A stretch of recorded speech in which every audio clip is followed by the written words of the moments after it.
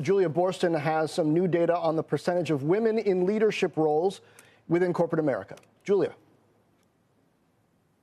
Well, John, we are a long way from gender equity in business. There are massive, persistent gender gaps, but women are holding more leadership roles. This is according to exclusive new Equilar analysis of Russell 3000 companies.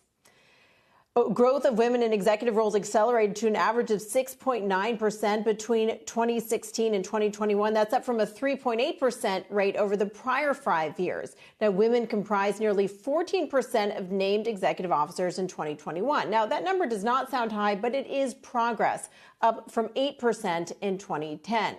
The sectors that are lagging: energy. It has the lowest representation of women as named executive officers with 9% representation, followed by financial services with 12%.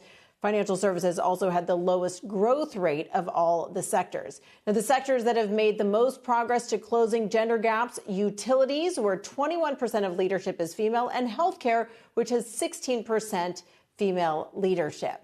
There are also certain roles in which women saw greater gains in representation, and the biggest gains were at the very top. The percentage of female CEOs more than doubled from about 2% in 2010 to over 5.5% in 2021.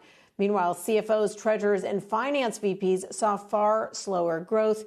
You can find more of our Closing the Gap coverage on CNBC.com, including more on these very important issues. Yeah, Julia, I don't know, really interesting data, how much you're able to parse it, but there are certain roles within those named executive ranks, among those the CFO, that have more tendency in many industries to lead up into a CEO role later. So I wonder if there was any examination in this report of how the pipeline might look based on these numbers.